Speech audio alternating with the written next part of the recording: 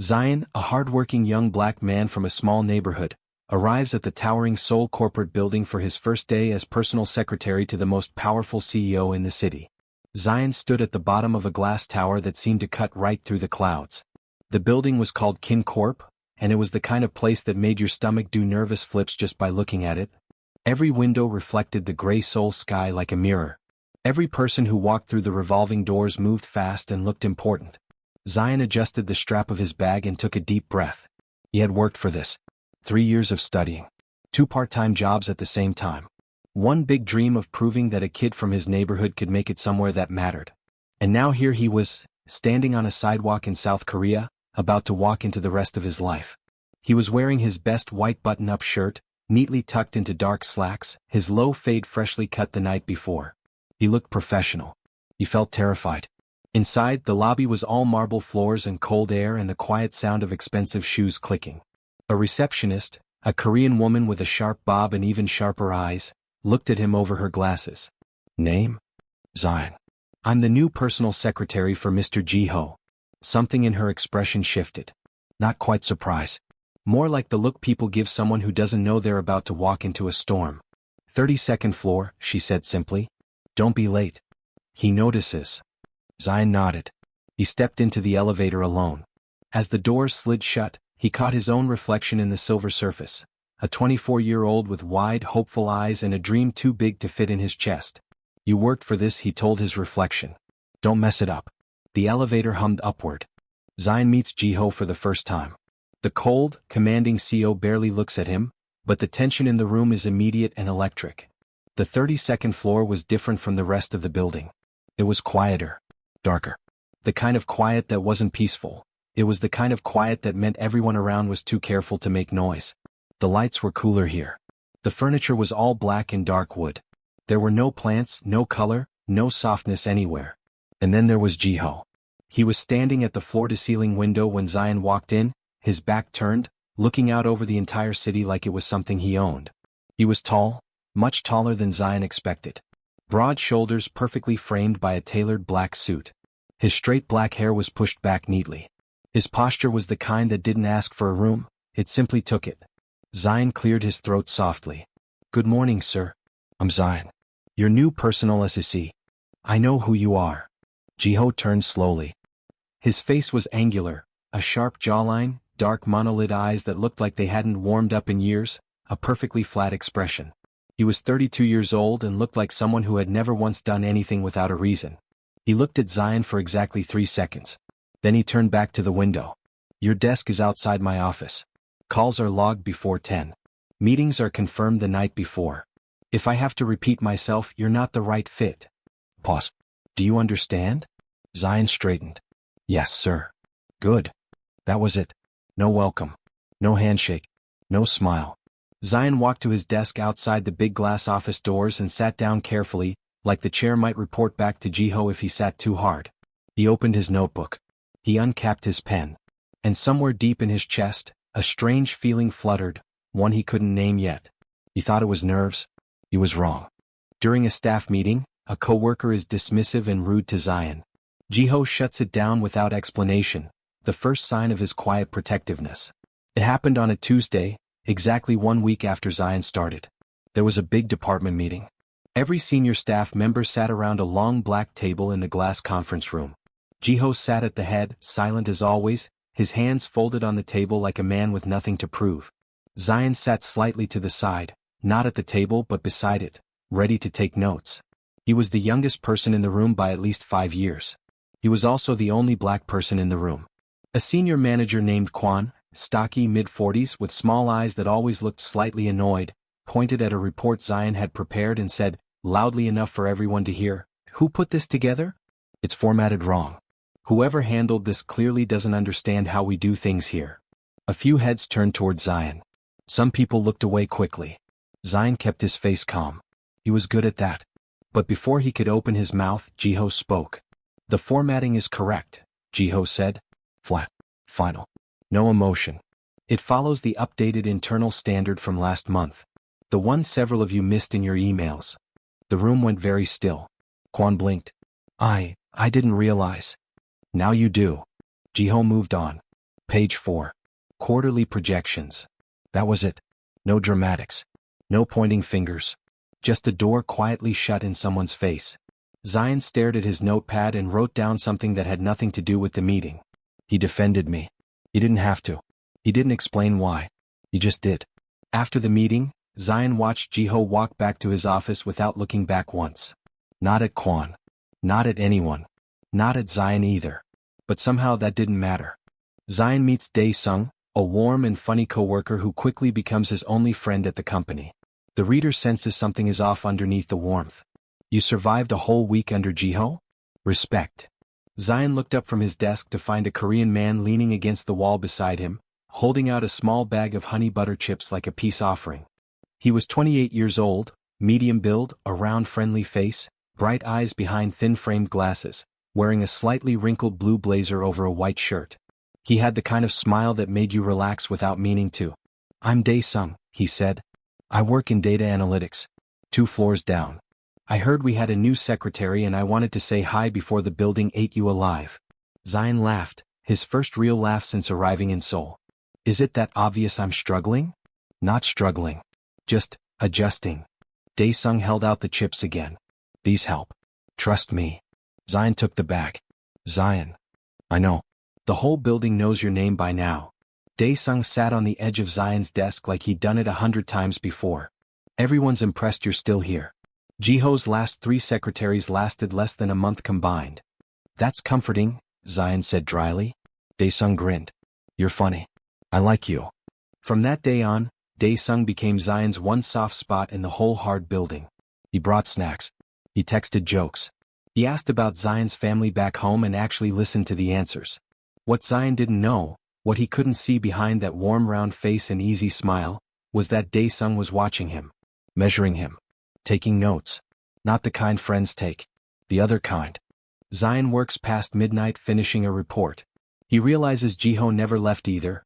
The CEO has been in his office the entire time watching without watching. It was 11:47 p.m. The entire floor was empty, every desk dark, every computer screen black.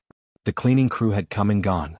The city outside glittered through the windows like scattered diamonds, Seoul doing what Seoul always did, glowing, moving, never fully sleeping. Zion was still at his desk. He had 3 reports to cross-reference before the morning, and he refused to go home with them unfinished. His eyes were tired. His neck hurt. He'd eaten half a granola bar for dinner and told himself it was fine. He stretched, reached for his cold coffee and froze. A thin bar of light glowed under Jiho's office door. Zion stared at it. He was almost certain everyone had left hours ago. He had heard the elevator ding at least a dozen times through the evening as people trickled out. He had assumed Jiho was among them. But the light was on. He sat very still and listened. Beyond the heavy door there was no sound, no phone call, no movement. Just stillness. Just light. Is he staying because I'm still here? The thought entered his mind so quietly he almost didn't notice it. He pushed it aside immediately because it was a ridiculous thought, because Jiho was a CEO with 1,000 things to do and absolutely no reason to sit in a dark office past midnight because his secretary hadn't gone home yet. But the light didn't go off. And Zion, even though he told himself not to, felt something small and warm bloom somewhere behind his ribs. He finished his reports. He packed his bag. He walked to the elevator. As the doors slid shut, he looked back once at the strip of gold light beneath Jiho's door. It was still on. A charming stranger named Rowan approaches Zion on the sidewalk outside Kin Corp, pretending to be lost. They laugh and exchange numbers. High above, Jiho watches from his window, and something shifts in him.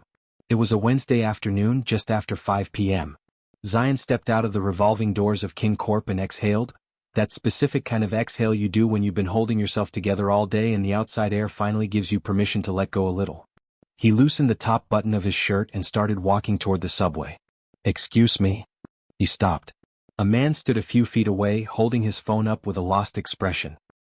He was 27 years old, lean, light brown skin, sharp cheekbones, with wavy dark hair and the kind of easy confidence that made strangers feel comfortable immediately. He wore a clean cream jacket over a black shirt, and his smile arrived slowly, like it had been practiced to look unpracticed. I think I've been walking in circles, the man said, voice smooth and warm. I'm looking for Hannam Street, the little bookshop district. My maps keep sending me to a parking garage. Zion laughed despite himself. Your maps aren't wrong, they're just mean. You have to walk past the garage and through the alley, there's no shortcut. The man's smile widened. You're serious? Very. They ended up talking for 10 minutes, about the bookshop district, about Zion being from out of the country, about the best street food within walking distance. The man's name was Rowan. He was charming and easy and laughed at everything Zion said with just enough warmth to feel real. When they parted, Rowan held out his phone. In case I get lost again. Zion, smiling, put his number in. On the 30th floor of Kin Corp, behind a pane of glass, Jiho stood very still.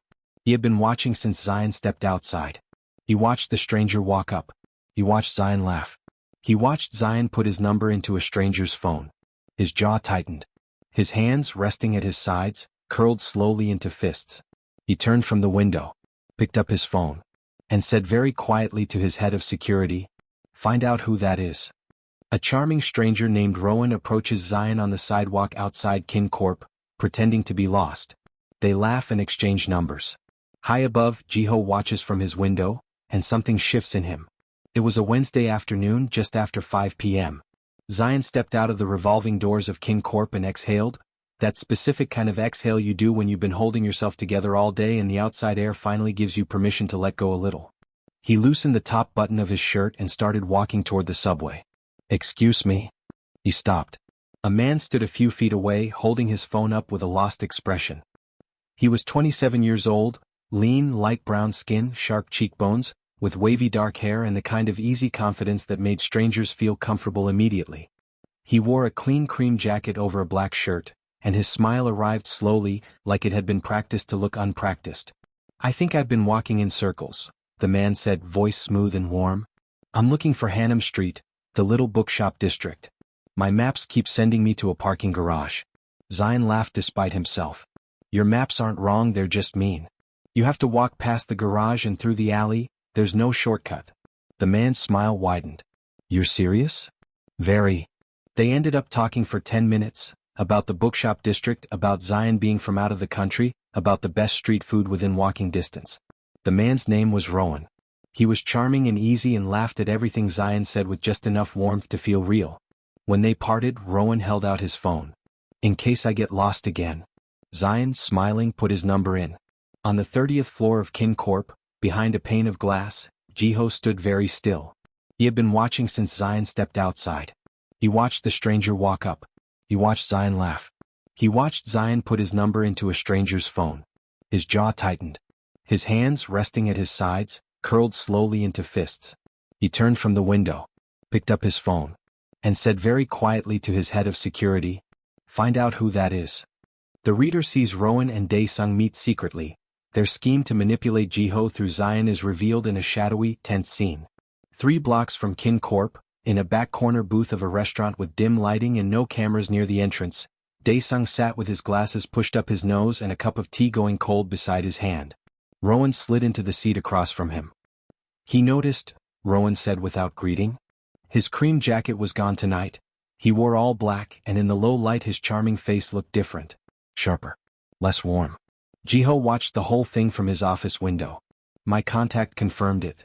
Dae-sung smiled slowly behind his round friendly face, the same smile he gave Zion every morning, now sitting wrong on his features in this light.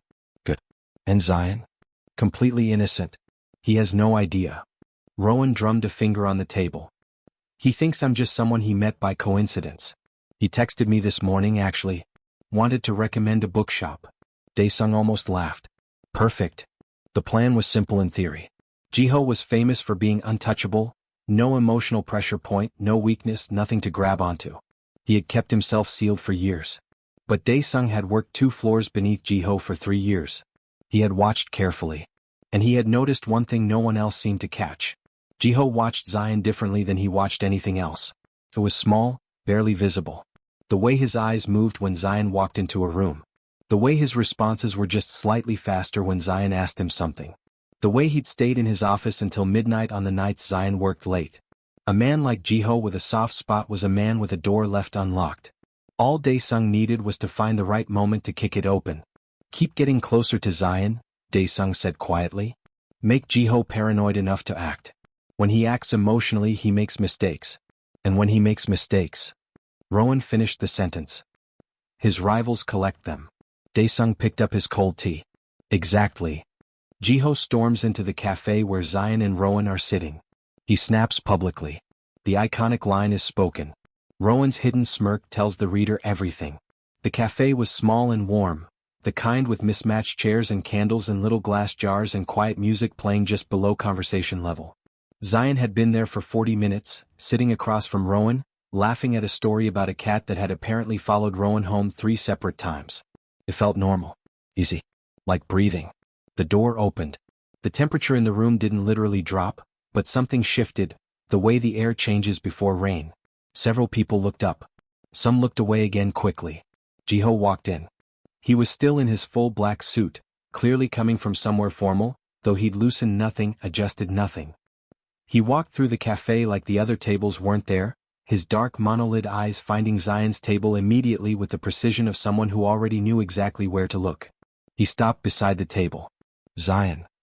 His voice was low and controlled and carried across the whole quiet cafe. We need to leave. Now. Zion blinked. Then the embarrassment hit. Several faces had turned. Rowan's expression was perfectly surprised, like someone who had never expected this. Zion stood up slowly, heat rising to his face. Excuse me, since when do you control where I go? Jiho's gaze moved to Rowan. Held there for exactly 3 seconds. The kind of look that wasn't angry, wasn't rude, but somehow said I know you in a language only people with sharp instincts understood. Then back to Zion. Quieter now. Almost private. Since when did you start dating? The cafe went completely silent. Zion's mouth opened. Close. And Rowan, behind Zion's shoulder, where Jiho could see but Zion couldn't, let a small, slow, satisfied smile cross his face. Jiho saw it. And something cold and certain settled in his chest. Jiho pulls Zion outside. His voice cracks for the first time. He warns Zion about Rowan but can't explain why. Zion walks away. Jiho stands alone. The air outside the cafe was sharp and cold, the kind that hit your face like a reminder that the night didn't care about what was happening to you. Zion crossed his arms and turned to face Jiho on the sidewalk. His voice was quiet but firm. What was that? Jiho stood still. In the dark, with the cafe light spilling orange behind him, he looked, for just a moment, like a man trying to remember how to speak a language he'd never been taught. That man, Jiho said carefully, is not someone you should be spending time with. Why? Pause. The longest pause Zion had ever heard from someone who was usually so precise with silence. I can't explain it. Zion laughed, not warmly. You walked into a cafe and embarrassed me in front of everyone, and your reason is I can't explain it? Zion. I'm not your employee right now, Jiho. It's past 7. I'm a person outside of that building. His voice was steady, but something behind his eyes was cracking just slightly. You don't get to do this. Jiho's jaw worked. There was something happening behind his expression, something pressing against the surface of his composure like a hand against glass. He was a man who had never learned how to say I was afraid of losing you because he had never admitted to himself that there was something to lose. So what came out instead was nothing. Silence. Zion looked at him for one more moment, searching, waiting, and then he turned and walked away down the street, his footsteps fading into the noise of Seoul at night. Jiho didn't call after him. He stood on the sidewalk alone, the cafe light at his back, and watched Zion disappear around the corner. His hands were in his pockets. His face was unreadable. But his shoulders, just barely, just enough, dropped. Company files leak.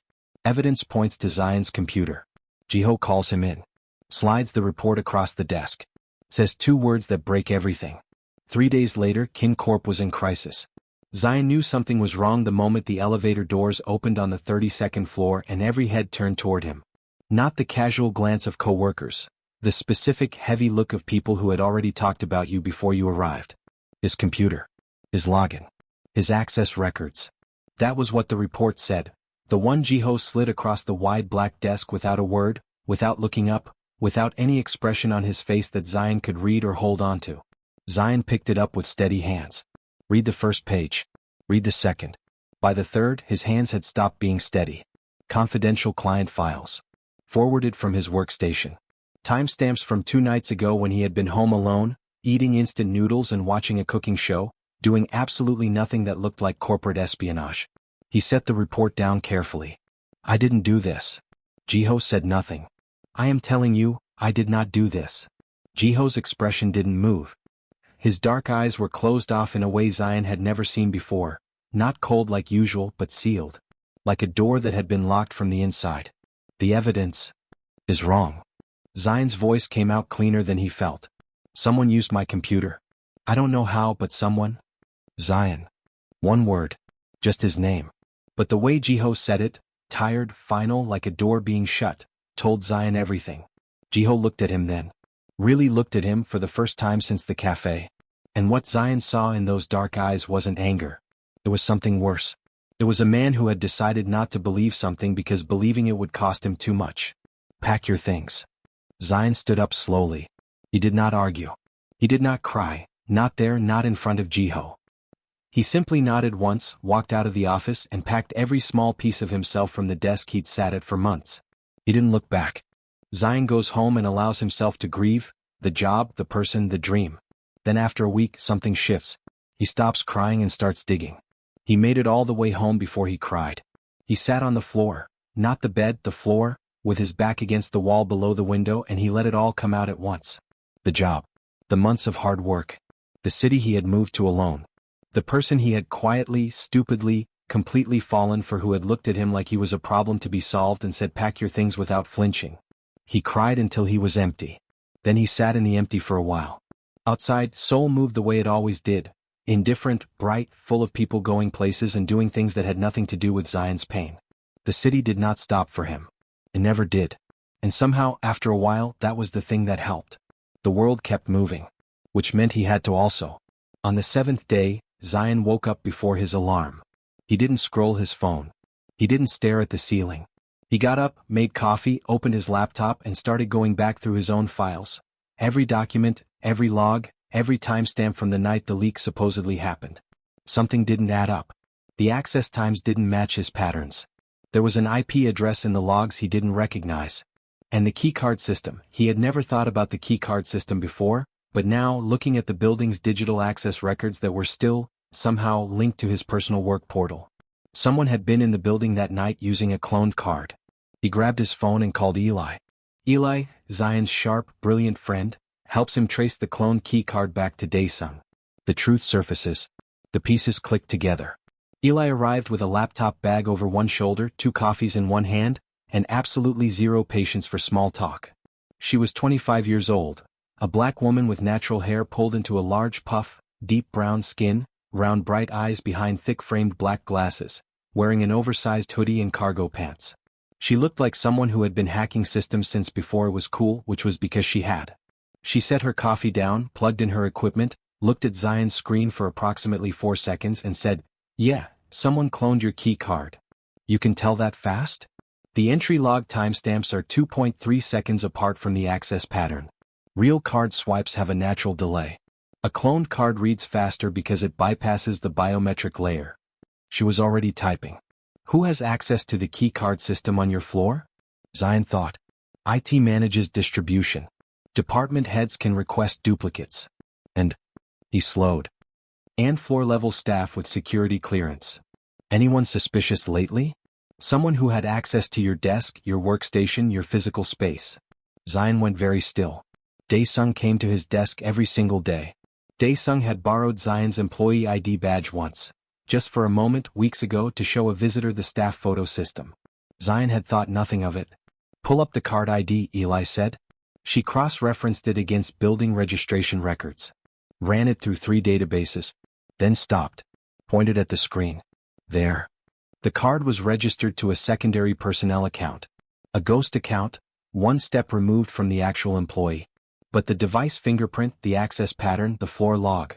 It all traced back to one name. Dae-sung. Zion stared at the screen.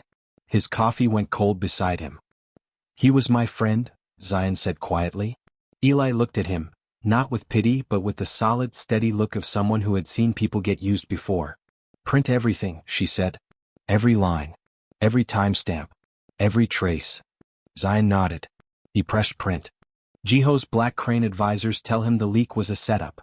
Chairman Wu delivers the hardest truth. Jiho fired the wrong person because he was feeling something. Jiho sits with that. The room where the Black Crane met was not dramatic. No long tables. No candles. Just a plain private room above a restaurant in Mapo for men seated in chairs, the kind of meeting that looked like nothing from the outside. Jiho sat at the center. His senior advisor, Chairman Woo, sat across from him.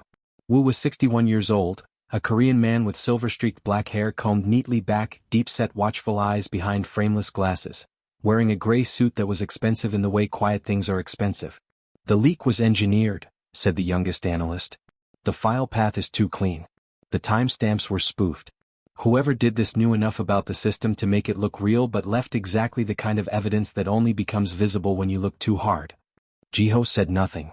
"The trail," Chairman Woo said carefully, "does not lead to your secretary." The room was quiet. Jiho stared at the table. The analyst kept talking, about data signatures, about the real source, about a secondary account tied to someone in the analytics department 2 floors below the executive level. But Jiho wasn't fully listening anymore.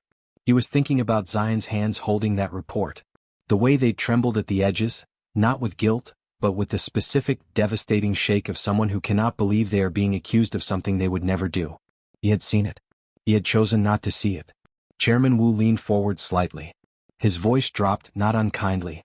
"You fired the wrong person because you were feeling something. That is a dangerous thing for a man like you." Jiho did not answer. He sat with it. The silence in the room was the loudest thing he'd experienced in years. Zion walks back into Kin Corp, not to beg but to correct the record. He drops the folder on Jiho's desk and delivers his most powerful moment in the story. He didn't dress up for it. He wore what he felt like, dark jeans, a clean white shirt, his low fade freshly lined. He carried a brown folder tucked under his arm and walked through the Kin Corp lobby like he had every right to be there because he did. Eli had gotten him a visitor's pass through a contact at the building management office. It was temporary. It would work for exactly 1 hour. He didn't need more than 15 minutes. The elevator ride to the 32nd floor was the same as always. The doors opened to the same quiet, the same cool air, the same expensively neutral everything. A few staff members looked up. Zion didn't slow down. He walked straight to Jiho's office. Knocked once. Opened the door without waiting. Jiho looked up from his desk. His face went through something very fast, surprise then something softer, before settling back into careful stillness. Zion crossed the room. Set the folder on the desk. "You fired me without listening to me," Zion said. His voice was even, clear. The voice of someone who had cried everything out and was now standing in what was left. "Here is what actually happened. I'm not here for an apology. I'm here because I have too much self-respect to let a lie be the last thing written about me." Jiho looked at him for a long moment. Then he opened the folder. He read slowly. Zion stood and let him read, didn't fill the silence, didn't explain, didn't soften it. Let the pages speak. When Jiho reached the final page, the keycard trace, the data fingerprint, the name, something moved across his face. Slow. Like ice, finally deciding it had been cold long enough. He set the folder down. He did not speak immediately. And for the first time since Zion had known him, Jiho looked like someone who was trying to figure out how to carry something he couldn't put down. Jiho calls a Black Crane meeting. Dae-sung and Rowan are brought in. The rival network is dismantled quietly and completely. Power used like a scalpel. The revenge did not look like revenge. That was the thing about Jiho. When he moved like water. No noise. No announcement. No single visible moment you could point to and say that is where it started. Just a slow, total, irreversible collapse. Within 48 hours of reading Zion's folder, Jiho had confirmed everything through his own Black Crane channels. The data trail. The ghost account. The rival boss, a man named Director Chai, who had funded Dae-sung's entire operation from a shell company 3 layers removed from his actual name. Jiho made one phone call. Then another. Then a third. 3 days later, every major contract Director Chai's organization depended on quietly evaporated. Business partners stopped returning calls. Banks found reasons to delay processing. Certifications expired without renewal. One by one, without a single act of visible force, the structure that Chai had built over 5 years began to lean, then tilt, then fall. Dae-sung was called into an emergency HR review the following morning. The cloned keycard evidence, properly documented and submitted through official channels, was enough. He was escorted from the building by noon. His professional record was flagged across every firm in the industry. Rowan was gone from the city within the week. Quietly. Without explanation. Nobody at Kin Corp asked too many questions. Jiho did not explain. He sat in his office after it was done, the Seoul skyline spread out behind him through the glass, and he let himself feel the full weight of what had almost happened, what he had almost allowed to be destroyed because he had let jealousy make his decisions for him. He reached for his phone. He put it back down. Not yet. Jiho finds Zion at the park near his apartment. He sits beside him without being invited. They don't speak for a long time.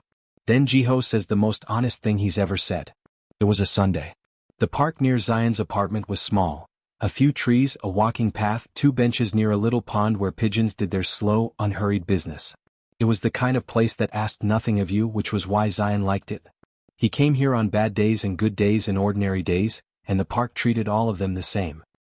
He was sitting on the far bench, a cup of coffee going warm in his hands, watching the pigeons argue over a cracker, when he heard footsteps on the path that were too even, too deliberate to belong to a Sunday afternoon stroller. He didn't look up. He didn't need to. Jiho sat beside him.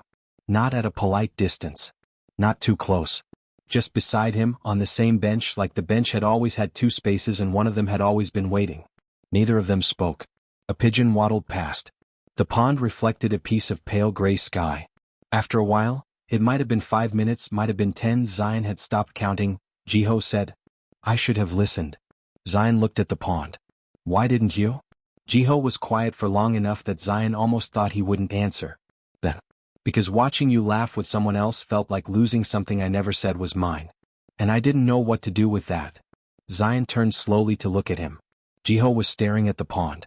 His jaw was set the way it always was. His hands were resting on his knees. He looked exactly like himself, composed, contained, giving nothing away. Except his ears. His ears were slightly pink. "You could have just told me," Zion said. A breath.